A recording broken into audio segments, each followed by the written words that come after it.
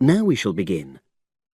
You should answer the questions as you listen because you will not hear the recording a second time. Listen carefully and answer questions 1 to 6.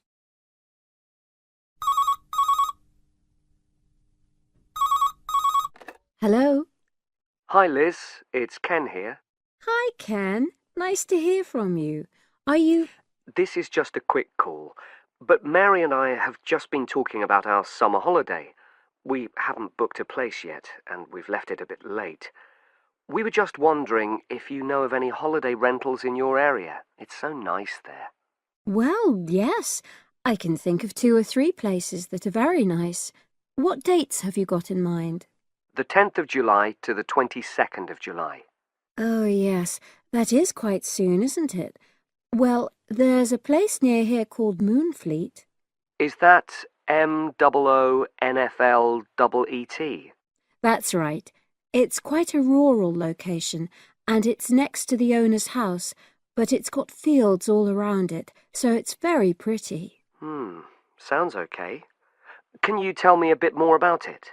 Well, it's an annex to the owner's house, and it's an apartment with 2 bedrooms and an open-plan living area. Well, I like the sound of it. Is there anything we might not like about it? Well, it's quite a distance from the nearest shops, that's all. Okay. And... well, I'll tell Mary, but I don't think she'd mind that. Do you know how you book it? You have to book on the internet. There's a web address. It's www.summerhouses. One word? Yes, then .com. You'll be able to look at a photograph on that. Okay. And what about the others? Where are they? The second one I'm thinking of is called Kingfisher, and that's even more rural. It's a really beautiful location, in fact. It's by the river, and it's got nice views. It overlooks woodland on the other side. Is that an apartment? No, it's a 3-bedroomed house, and that's got a dining room as well as a separate living room and a kitchen. But I expect it's more expensive. You'll have to check the prices.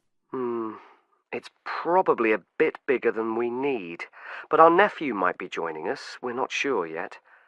How do you book Kingfisher? You have to phone the owner directly. Shall I give you the number?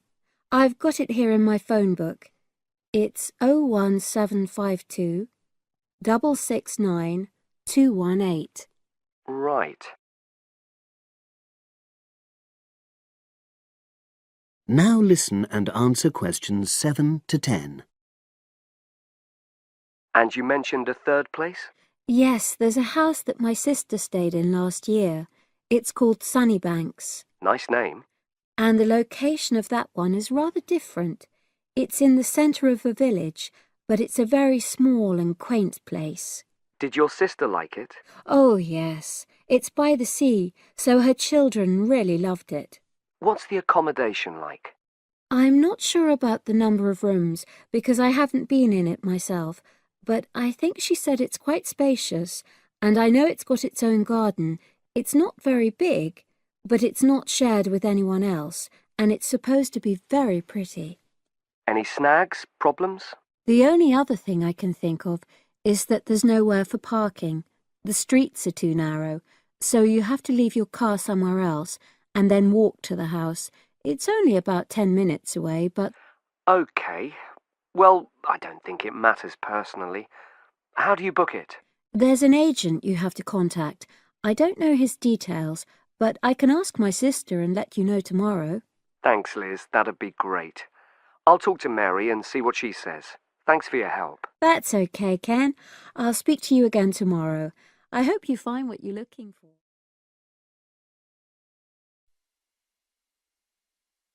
For these questions, complete the blank spaces in the table as you listen to the first part of the talk.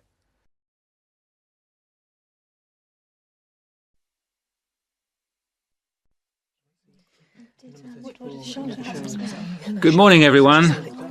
Good morning. My name is Dr. Russell, and I am your tutor for philosophy this year.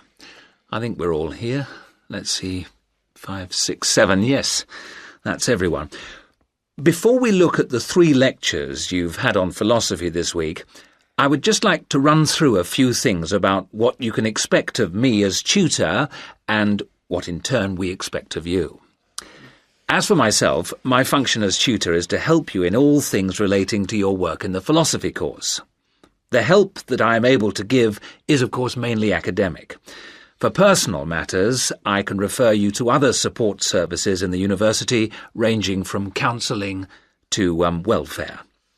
One thing that I would point out is that if you feel that you need to talk to someone, no matter how insignificant it is, don't leave it. Oh, and the last thing is, if you do need to make an appointment, the times are listed on the door of my room. You just write your name in a time slot. But I would point out that the appointment slots get booked up quite quickly. If it's urgent, catching me between sessions is the best idea. That way we can sort something out quickly. No questions?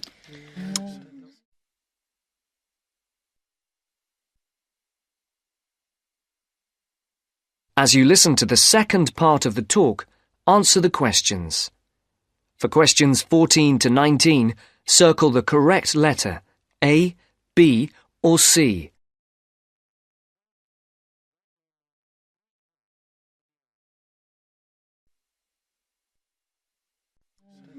OK. As regards you as students, the tutorials are voluntary. You're not obliged to attend, but you are encouraged to do so. Last year, for the first time, a register was kept of students attending lectures, and this year tutors are being asked to keep a register of tutorial attendance. This is not a formal register, and not all tutors will be doing it, but in the philosophy department, all of us have chosen to keep registers. Another point that's being emphasised this year is punctuality. When we did exit questionnaires, we found that people arriving late for tutorials and lectures was the single most annoying thing for the majority of students. I would therefore ask you to try to be on time for the tutorials, and for all your other classes for that matter. As regards the tutorials themselves, we will have a review of the philosophy lectures of the week before, with the discussion being led by one of you each week. There is, of course, some planning involved, but you should rely primarily on the notes you made at the lectures. This will not take up the whole of the 90 minutes allocated to the tutorial. For the rest of the time, we will look at a particular philosopher, period, or concept for which you will be expected to do some preparation each week. This will range from reading about a particular individual or concept to preparing a brief outline on a subject of your choice. How much you put into this depends on you, but we're not expecting in-depth analysis at this stage. Are there any questions so far? I'd just like to ask whether the work we do in the tutorials counts towards our continuous assessment, and if so, how much? I was just coming on to that point. All the work you do in the way of essays and project work that is graded counts towards your continuous assessment grades. The mini-presentations and lecture discussions will not be graded, but obviously, as time goes on, these activities will, I hope, have an impact on your work, and hence your scores. Does that answer your question? Basically, yes. But what about...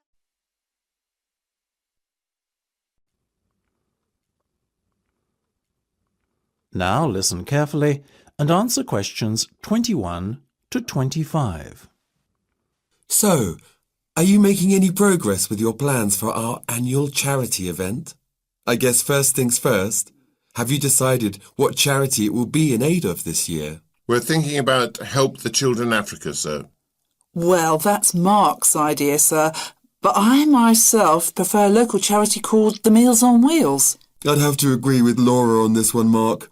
After all, we're supposed to be giving back to the local community, and although helping African children is a very worthy cause, it's a little outside our remit. That settles it, I guess.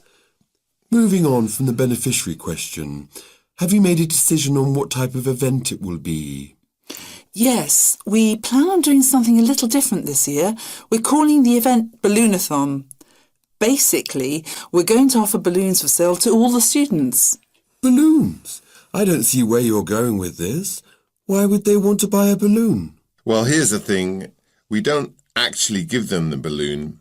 Instead, we'll write their name on it along with the special phone number, and then we'll release all the balloons into the air. When they fall to the ground, if a person finds one and rings a special number, then both he and the student who've bought the balloon will win a gift voucher. That sounds like an excellent idea, guys. Well thought out. This balloonathon has a real novelty value attached to it, don't you think? Exactly what we said, sir. The only drawback is that the gas you put into the balloons is rather expensive. How much? About £20 per canister, and we'll need about 10. And how many balloons are you planning to blow up? Well, there are over 1,000 students in the school, so if even 1/3 of the students buy one, we'd need about 350 balloons. We've decided to order 500 so we don't run out. The good thing is we can return the canisters of gas if we don't use them, and the balloons aren't expensive, so there's no real risk of us spending a lot of money without getting a good return. You two have really thought this one out. I'm impressed. Now listen and answer questions 26 to 30. Thank you, sir. So, how much money do you think we can raise? Well, each balloon costs about 1p, and when it's filled with gas, it's going to cost us about 50 pence. We reckon that if we sell our balloons at a price of £1.50 and we sell all 500 of them, we'll end up making a profit of £1 per balloon. So that's £500 in total. That's fantastic. And it gets better, sir. We've secured a sponsor for our event who's going to give us £1,000. How did you find a sponsor? The balloon company we approached about buying the balloons asked us if we'd be interested in letting them sponsor us too. What's in it for them? They're going to print their logo on every balloon. I think you've done a good deal there. Thank you, sir. So, do we have your approval to confirm our order? Absolutely. But you know, I think we can sell more balloons if we set our minds to it. So why not order double the amount? 1,000 instead of 500. We're going to need more than 10 canisters of gas then. Double the amount, presumably. Correct. OK, let's go for it. Let's make this year's charity event our most successful ever.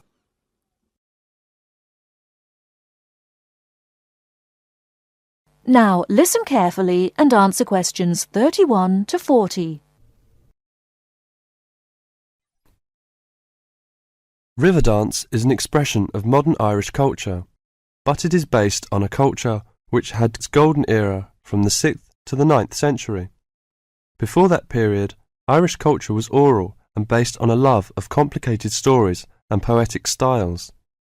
But in the 6th century, something wonderful happened. Writing was introduced by missionaries.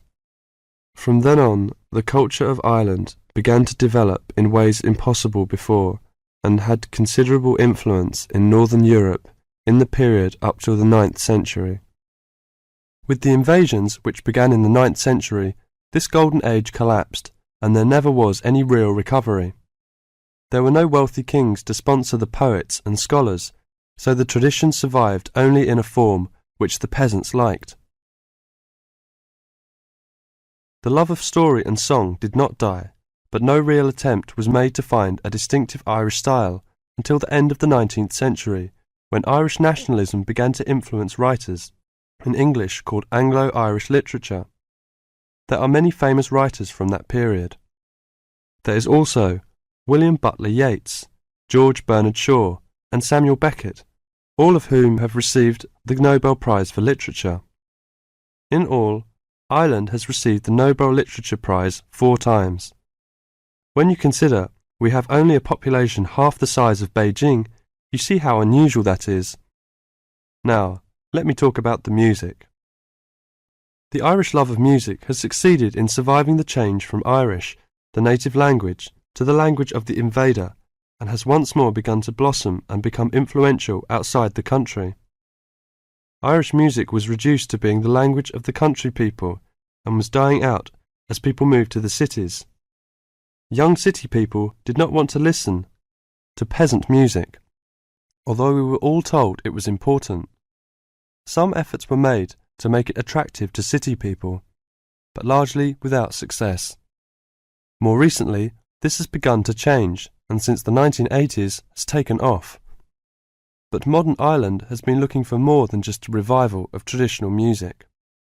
Many of the most famous popular singers in the world are Irish: U2, Enya, the Cranberries, and many others.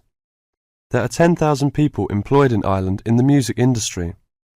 Riverdance is an expression of that new interest in the old and that ability to understand the new.